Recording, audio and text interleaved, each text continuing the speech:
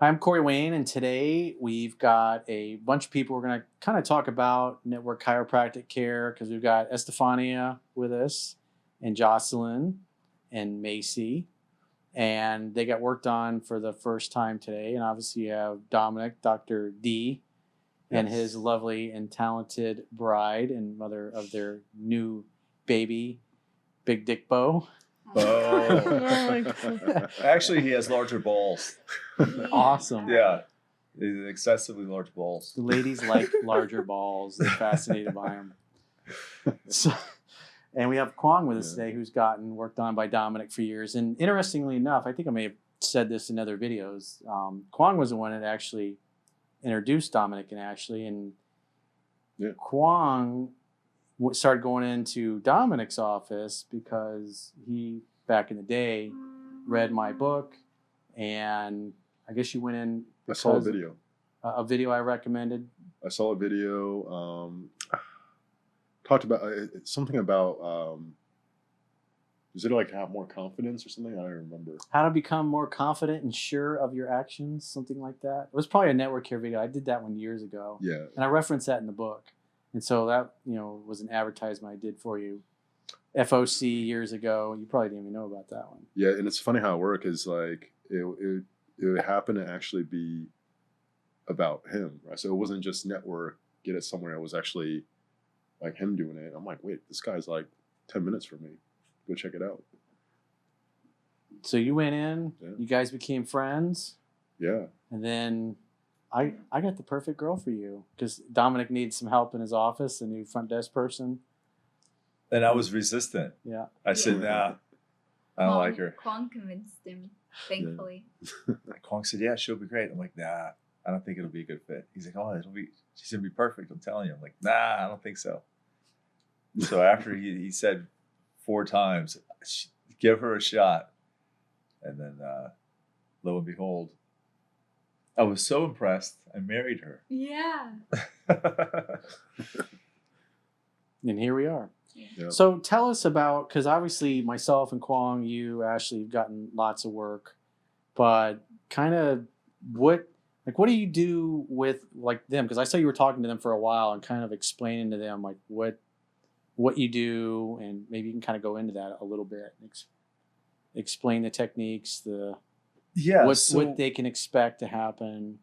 So the technique, it's an application or a form of body work that recognizes that everything that your body does, it does for a reason. Everything that the person feels, they feel there's a reason for it.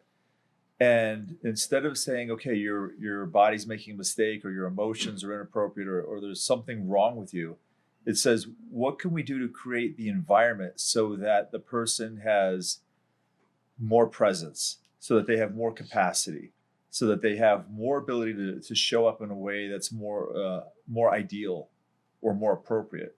So, for example, a theme that a lot of people seem to have is fear and anxiety. Like that's rampant in our culture. So from our perspective, so why is the body doing that? And why is the person having that experience? And what is it that we can do to help them work through that? So, because for example, there's a time and a place to be fearful. There's a time and a place to have anxiety. There's a time and a place to be angry. But why is it that some people seem to get stuck in a state or stuck in an emotion? And they're at a kid's birthday party, but they're anxious. Well, it's almost as if that doesn't make any sense. Or someone seems to do anger easily. So what can we do to help that person shift out of that gear? And I use that term intentionally because it's almost as if fear is a gear that we do, right? Like first, second, third, fourth, fifth reverse, like a gear shift on a car. So what is it that we could do to create more flexibility in the transmission, so to speak? So the person can do fear when it's appropriate, but they have just as great ability to shift out of it as appropriate and not be so much hijacked by it, which unfortunately a lot of people seem to be hijacked by fear and anxiety. So when I do an assessment with someone, I gently feel their body, especially their spine, top to bottom. And it's interesting that I can feel a certain vertebra or tension at a certain part of their neck or their back. And I know what gear they're in. I know what emotion they're hijacked by. And it's almost as if emotion isn't just generated by the mind, but instead it's generated by the body. And if that's accurate, then when I feel their body, I feel where the tension is. I'll say, hey, do you get hijacked by anger? You do anger? Is that one of your default patterns that maybe you do a little bit much or a little bit more than what is actually ideal or appropriate? Do you do fear and you get stuck in that? It's almost your go-to.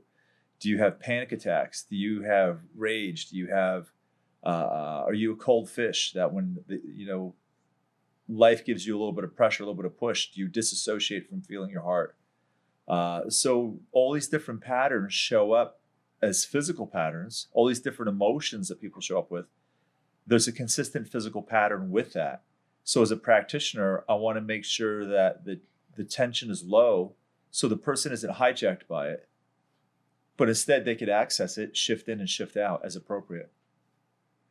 And so when you start working on them, obviously for the first time, what do you typically, I mean, obviously, what did you see? What did you notice? Because I remember you, after you walked out, you were grinning and you said, there's a pattern in there. There's a theme. Yeah. It's interesting. So what was the theme between the three ladies? The theme with the three ladies was nothing that was uncommon. It's something that we typically see in our culture. For example, anyone in the US that comes into the office, they always have a significant fear pattern that they're hijacked by.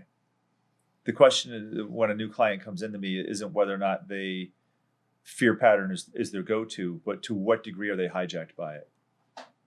And it's so they're kind of stuck in that perspective. Everybody who lives in the US for any length of time, fear seems to be the theme in our culture.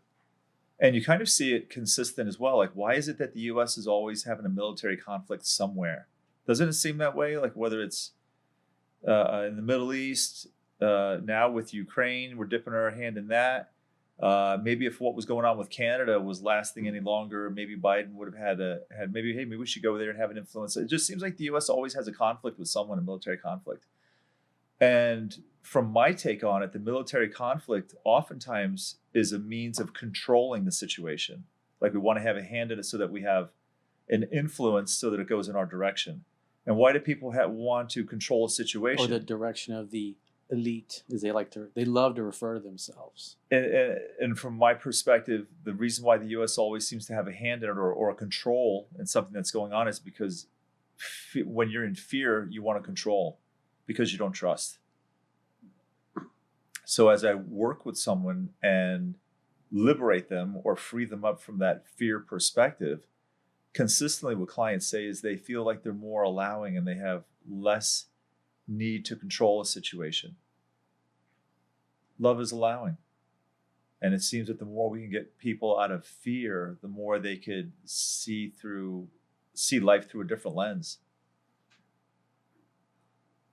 So you notice the fear pattern in all three of them? Absolutely. What else? Yes. What else? To either mild or moderate. Guaranteed that when someone comes in, fear is a basis through which they see life. And fear is the thief of dreams. When you think about it, how many relationships would or better relationships would someone have if they weren't coming from safety and control first? For example, a lot of times I have clients come in and they say, yeah, anger is my go-to. I get angry so easily. Well, the reality is oftentimes people use anger as a means of controlling their environment because they don't feel safe. So fear is a prerequisite to anger. Fear is a prerequisite to anxiety. Fear is a prerequisite to nervousness. Fear is a prerequisite to panic attacks. Fear is a prerequisite to so much of what people do, fear and control. So if there was something that I could do to intervene and decrease the fear, anger oftentimes drops out, the anxiety drops out, the nervousness drops out. And then when you have is someone who can communicate and be more open and be more vulnerable in life. And that's actually a currency for relationships, is allowing yourself to be vulnerable. And I think it's a very masculine trait, is to be vulnerable. Interesting. What else? Anything else that you noticed that jumped out at you? Because you mentioned that he said something about anxiety, Macy. Mm-hmm. What did he share? He put his hand on my neck and he goes, "You have a lot of anxiety, don't you?" It was just like crazy that he was able to like notice that just by like one little touch. So how does that show up? Is that the muscles are all real hard and they're firing? You'll think of it as your muscular system, as your emotional system. So the more supple the muscles, the more emotionally at choice the person is, the more present they are. The more muscle tension, the more hijacked. It's almost like on a car pushing down on the gas pedal. The more RPM, the more revs, the more fuel. So if someone has an area of their spine that's locked and tense and there's a lot of muscle tension around it, I know they're going for a ride. They easily get hijacked by the emotion that's generated from that part of the body. So anxiety comes from the lower neck. But as I mentioned, you have to have fear first, which is the top area. So when I feel a lot of tension in that lower neck in the area that's associated with anxiety, then I know that I do the fear pattern first. And the more I can get that to open and release, then I go to the anxiety area after that, and it releases pretty easily. Did you guys notice anything after he worked on you? Did you feel like calmer or more relaxed? Did you feel pissed off? 'Cause people have all kinds of experiences when they start getting worked on. They're different. Mine was relaxed. I was just relaxed. Like if I just woke up from a nap or something, it was just weird. But it was fine. I mean, for me, it was mainly I felt like my body was shaking, but it was like a very minor shaking. And then after it was relaxed as well. I felt calm. Calm. I remember, I think it was the second or third entrainment after when I first started getting worked on by you years ago. And I remember getting in my car. I had a BMW, I had an X5, so it was an SUV. I remember sitting in it, and I was like, what the heck? I had to totally readjust my seat, like the top part, because the way I was sitting in the seat was kind of like an airline seat where it rolls you over whenever you sit in those chairs. And so I just, it just felt more natural to have my chest back, and it felt uncomfortable to be sitting in it the way I was. I had to adjust where like my feet were with the pedals and everything had to adjust. That kind of blew me away when that happened. Yeah, it's interesting when you see someone walk down the sidewalk or you look at their posture and how they hold their body. Your posture is your comfort zone. So when someone's head is forward, then what they're doing is they're moving away from the tension. They're trying to move away from that emotion. So with care, I'm like, well, what if we could just help them move that tension so they're freed up from that pattern? And then you see their posture change. And instead of moving away from something, they're actually more peaceful because there's more peace in their body. Yeah, it's interesting to see how that correlates. And also it's interesting too to hear the feedback from the ladies here because they only got worked on one time. And the more I work on people, the more open their body is, typically the bigger the shift, the bigger the change. So it'll be exciting to see how they do after a couple more sessions this weekend. What I notice is like my aunt and uncle who tend to like bicker at one another and snipe at one another. I remember the first weekend that you worked on them, I think it was after the second entrainment, we were all walking to go to lunch back when I was living down in South Beach. And they were holding hands and they were being nice to each other. And I hadn't seen that. And, because I'd been around you enough and I had enough people that I knew had come in and got worked on you, everybody's relationships tend to get better because you're calmer and you're more relaxed. And if you're calmer and more relaxed, then the other person tends to be more calm and relaxed. I remember asking my uncle, I was like, you guys are being so nice to each other and holding hands. I'd never seen them hold hands before. And I'm 50 at the time. I was, I think, 48, something like that, I think, because it was several years ago. And I remember my uncle was like, well, it's just much easier to get along than not. Almost as if it was a matter-of-fact thing, whereas, like, literally just a matter of hours before, they were, sniping and bickering at one another.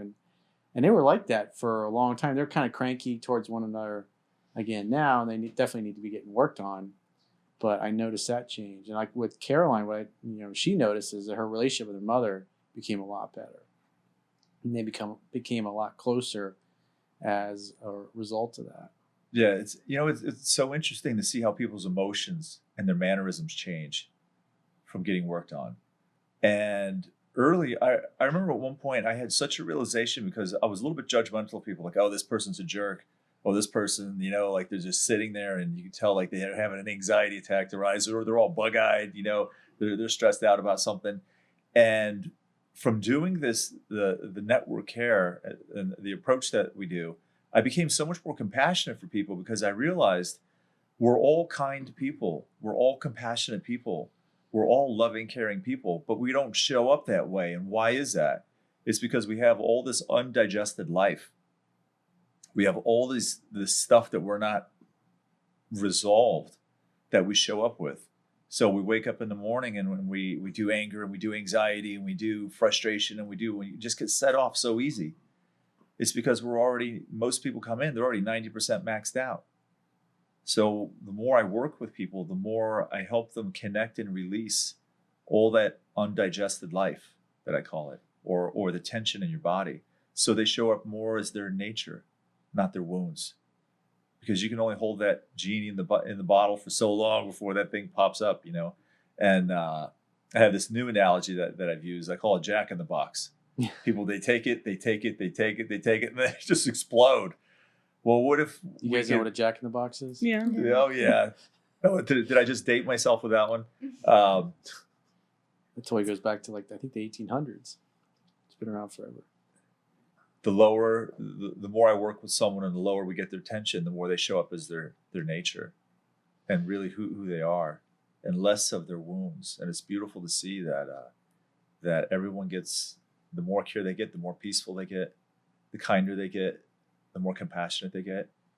So I'm a huge fan of the work because I've seen how it takes off the hardened layers that people have accumulated.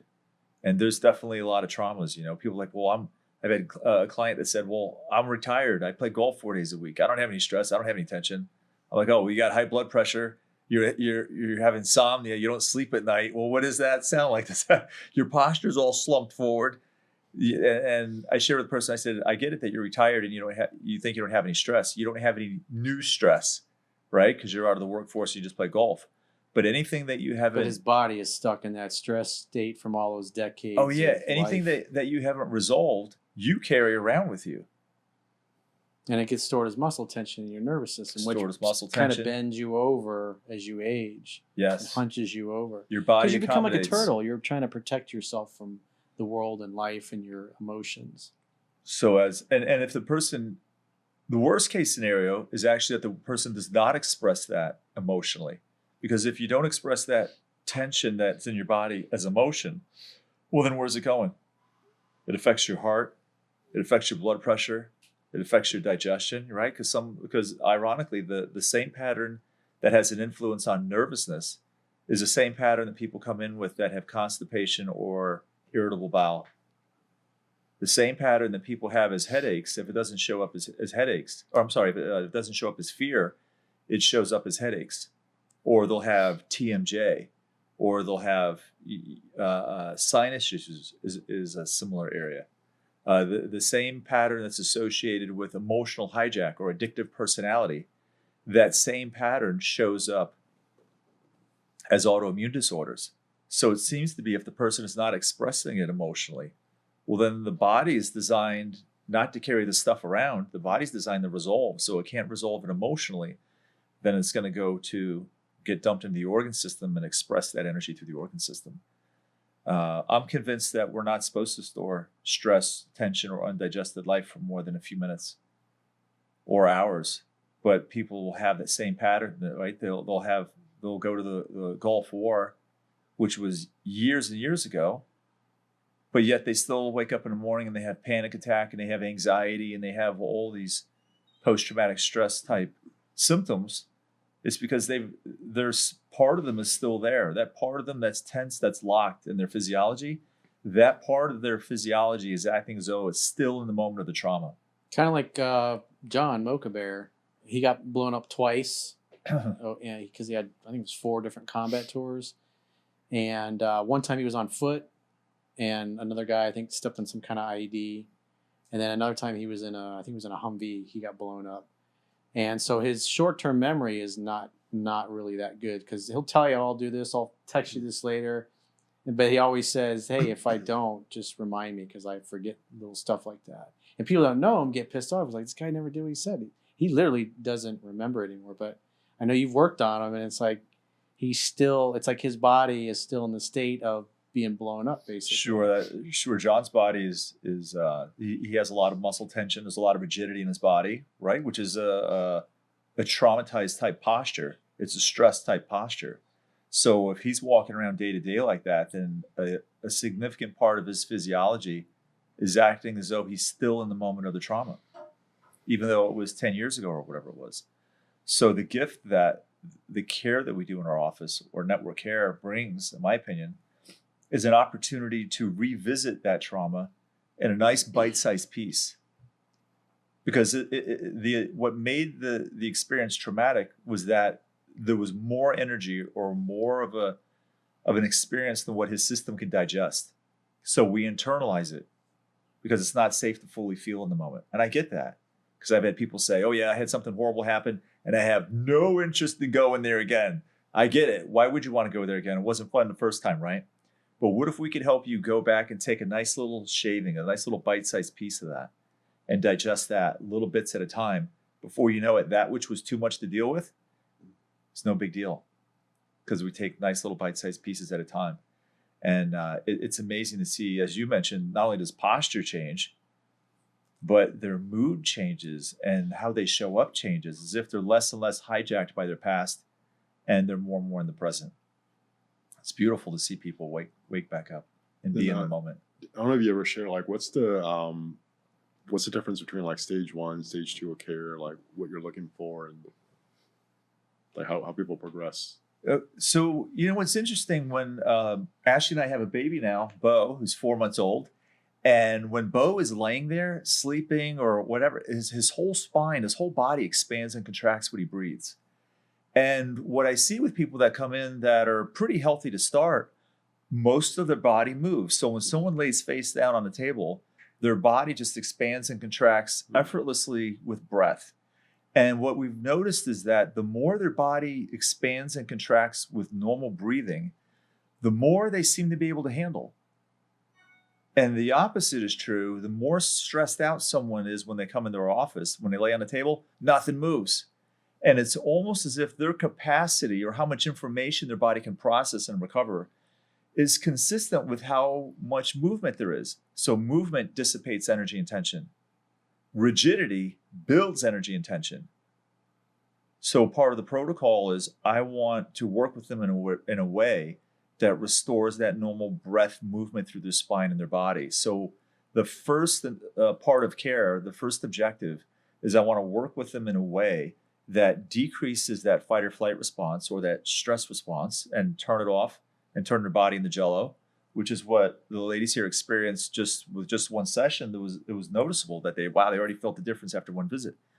I want to see that breath wave through the spine and body be restored.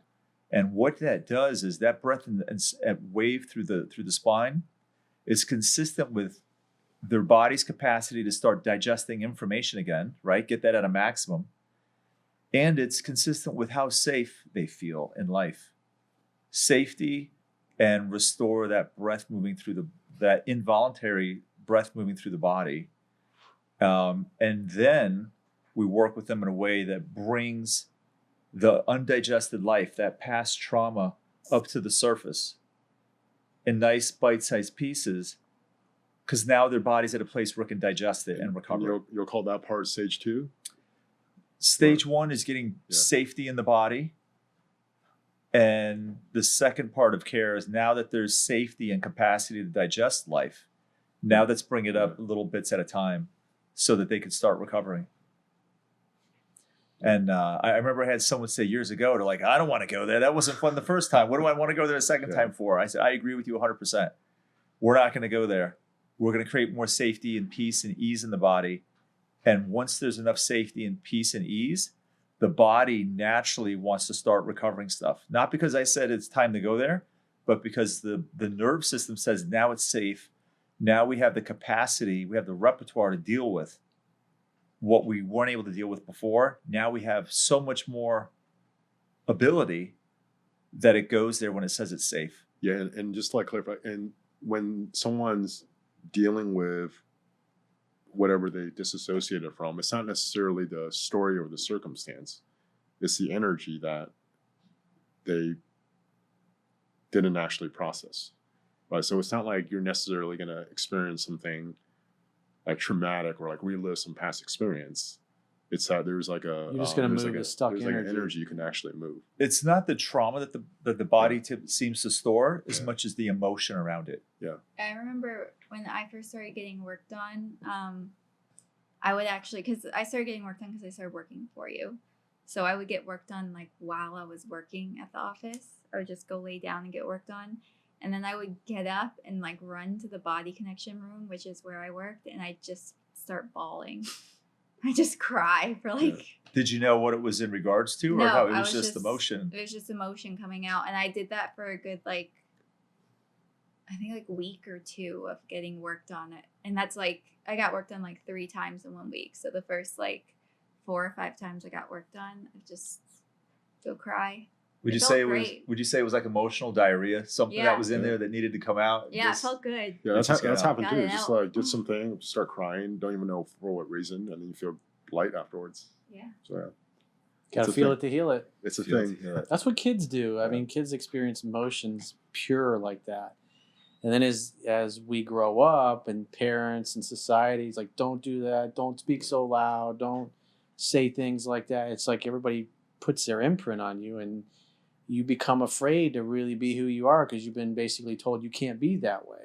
And so as you become an adult, you don't experience and process emotions like you did when you were really young. Whereas kids can be happy 1 minute, then fall and hit their head and cry like they're, I just got knocked out or something, and there's, they just got a little red bump in their head. Yeah. And then 5 minutes later, they're fine. They're hopping, skipping around, laughing. 5 Like seconds nothing- later. Yeah, like Yeah, nothing oh, yeah. ever happened. Right. They were purely in the moment, felt the emotions. But as we age, we don't do that. We just stuff it in and stuff it in. Days, weeks, months, and years of things happening that we don't feel safe to deal with. We stuff it down inside until eventually become like you said, a jack in the box. Oh yeah, and then they explode. And it's sad in my opinion what's happening to the people that do have these emotional challenges. They have the anger, they have the anxiety, they have the fear, they have the panic attacks, because the theme in our culture right now seems to be pharmacology.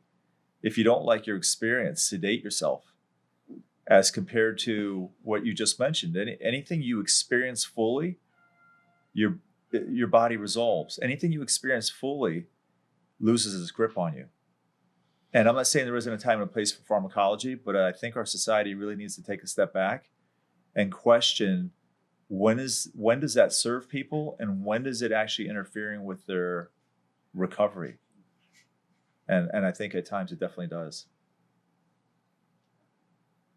Yeah, I know for me, when those first few months of getting worked on, it's like when you start experiencing more peace, more calmness in your body, you don't like it when you get around other people that are always stressed out, they're always got drama, or they're always pissed off about something. It's like they become just toxic and unpleasant to be around. You don't like the vibe, you don't like the energy that they're putting out, and then you just start kind of naturally distancing yourself from those people.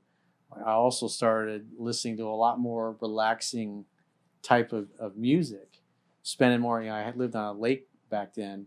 So, I'd go sit out in the lake and just listen to the water rolling up on the shore and watch the boats go by and the birds, and just really, I started gravitating towards more peaceful things, and my relationships became more peaceful, and the women that I dated became more aligned with that. And that's why I moved away from the business partners that I had. And within a year and a half, I was completely out of real estate, something I thought I was going to do the rest of my life. And then obviously became a full-time life coach. And here I am all these 17, 18 years later, whatever it is. It was a 2004, I think, when I came. So it was 18 years ago. And it's like within a year and a half, my life was completely different. I had sold both my houses. I had my BMW X5 and my ski nautique boat. I had sold my jet skis. I sold all my art, my furniture, both my houses. I sold the office building that I had with my old business partners. And a lot of people that I've been friends with that I just didn't talk to them, didn't hang out with them anymore, just because I didn't want to be around that kind of negative, stressful type of energy. Yeah, it's so interesting that I've always been more analytical, a little bit of a linear, to say the least.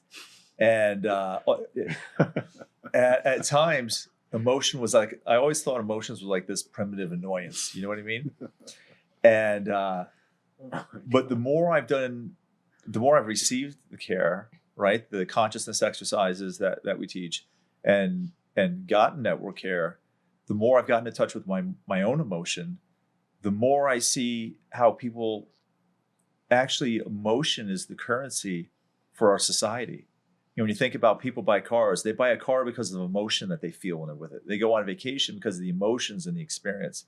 They like being around certain people because of the emotions. Business deals. I mean, how many business deals have gone down just because they really connected and really had, they liked the way they felt around the other person and they trusted them. It's as if emotion is the currency of our society. Relationships, whether or not a woman says yes when a man says, you know, hey, I want to spend time with you. I want to take you out to dinner. It's because of what percentage would you say emotion plays in a woman going on a date with a man? What percentage? Yeah, like how much of a woman being attracted to a man or wanting to spend time with him has to do with emotion? Well, I mean, at the end of the day, all human beings, we make our decisions based on emotions, and then we use logic and reason to justify those decisions. Yeah, man, the mind makes excuses. Yeah, exactly. For why you feel or don't feel certain. But at the end of the day, emotion is what makes people move forward. Yep. And it's so interesting to see that the more I got worked on, how I showed up different. And the type of woman who I attracted into my life was a mirror of myself. And it was so painful initially because I was like, you mean it's not all these crazy women? You mean it was me all along, you know? But because in a way you're in that stress state, and so you would basically attract another Jack in the Box. Well, the only person that would ever feel comfortable around that would be someone who had the same pattern. So what I actually see in the office is that when the wife comes in and I work with her, then the husband comes in, and almost always the other person gets under care. They have the exact same pattern. When I take X-rays, and I think we even have a video with that we did with Corey, where a spouse has the exact same structural pattern, the same structural distortion with their neck. It's almost as if we attract our mirror. We did the one with Jennifer and Gracie. I mean, absolutely, their necks were identical. Same, and so that, which matches up with what I've often heard, that for a man, life is not about finding the right one; it's about becoming the right one, because you're going to attract your mirror. Yep. And with mom and daughter, we're noticing Bo is patterning. We have a very similar pattern, and Bo is already showing up with the same pattern. Yeah. Which is? Oh yeah. Well, I'm not going to tell you that, but come on. So I remember when my son Nicholas was born. Right, we had a home birth. Everything went really well, as could be expected. And as soon as he came out of the oven, so to speak, I felt his neck, and I felt his top vertebra had a little bit of a rotation to the right. It was a little bit forward, and his sacrum had a little. I said, "Oh, he's got the same pattern as Daddy." And I just held him. And his newborn, we're talking maybe 30 seconds old or a minute old, right? And I just thought to myself, "Sorry, kid. I did my best to work on my stuff the best I could. So you're gonna have to pick it up from here." But yeah, because the kids and even the adults and the family pet as well, they'll all have the same spinal physiology. So amazing story. I had a receptionist that worked for me, and I was sharing with her how the kids have the same pattern as the parents. Whatever one represses, another will express, but there's always someone's expressing the energy of the household, and they all have the same pattern. And I was sharing that with her, and she's like, "Oh, that maybe that's why that happened." And I said, "Well, what are you referring to?" She says, "I've been having seizures for years, and they've gotten progressively worse. I started taking seizure medication. The seizures immediately stopped." She said, "My Rottweiler started having seizures the next day that mine stopped." Is that because she was no longer expressing it? Her body still had the same pattern. had the same energy, but she was no longer expressing it or dissipating it through the seizures. So it's still there. So who else in the family is going to express it? The Rottweiler immediately started having seizures. No, what's interesting about that, we talk about my old business partner, James, who's, since he passed away about 3 years ago, he had a dog, and the dog's name was Key. It was this little, almost kind of looked like one of those Doge dogs, but it was just kind of a mutt. It was about that size, same color. And he took the dog to the vet, and the dog had like a tumor inside in its abdomen. And I remember, eventually, the dog could barely walk, and so they put the dog to sleep. And then about 6 to 8 months later, I was talking to James. He was like, something fell off inside, and he's like, I think I got cancer, man. And then he goes in, he gets diagnosed, and he's got like a 15-pound tumor in his chest that had been growing in the same exact place that the dog had a tumor. And so, it's like that same dis-ease, that same disconnection show up as same part of the body, because the dog literally entrained the dog was always at his side whenever he was around, had the same physiology. I thought that was pretty fascinating. It's amazing. I just had recently a client come in. The mom has a little bit of fear and anxiety. The dad has fear, is a theme with him as well, and a bit of nervousness and anxiety with it. But, they've taken meds at different times to deal with the symptoms of it, right? Because that's what people traditionally do. The reason why they came in is because I'm pretty sure he was in first grade at this point. Their 6-year-old was having extreme fear and anxiety. The kid would go in the closet at home and just sit in the closet because he was afraid of everything outside of the closet, right? He liked the safety, the boundaries. He felt safe in there, like he's in his cave, he's protected. When he would go to school, the teacher said he would just sit in the corner of the room. So, this kid in first grade, this kid is already having significant issues with fear to the point where it's debilitating. They've done counseling, they've done therapies with him. The mom heard about what we do and brought the child in. I worked with him his first session, working with the top of his neck that's associated with fear. The mom brought him in. She said, significant difference with him. Whatever you did, do it again. I worked with him a second time. They brought him in for the third visit, and the mom said his teacher walked out with him when I came to pick him up and said, whatever you're doing with him, keep doing him. Keep doing it. This kid is completely different. He used to sit in the corner. He wouldn't participate. He was like non-functional. She said, now it's like you wouldn't even know it was the same kid. 2 sessions. So for those of you listening, how important is your physiology? How important is it to help your body come out of that gear? It is liberating. And we saw the same thing with Nico, Chunky's little brother. He was kind of very standoffish and didn't really interact or engage with strangers. And I remember that after those first 2 entrainments, years ago down in South Beach, he was talking to strangers in the lobby. And that was something he had never done before. He opened up completely, and he became way more outgoing instead of being very shy. He's like a different kid now. Yeah, he always asks about you. It's amazing to When's see. Dominick coming down? And let me tell you, I take that as a huge compliment, because when you see that kind of shift with how he shows up, because to me, it's not just a young person or a child that doesn't have the fear anymore, doesn't have the anxiety anymore, but that's going to change the trajectory of his life. Who he meets, who he dates, who he ends up marrying, how he raises his kids, the playership he has in school, how he has an impact in his society. That's massive. So if anyone out there listening has that challenge, you're not broken. There's nothing wrong with you. It's not your genes. We all have a gene for fear. We all have a gene for anger. We all have a gene for anxiety, right? It's a natural expression. But the availability of getting into that expression and the ability to get out of it, that is definitely able to change with the care that we do. And for some people, it's profound within just a few sessions.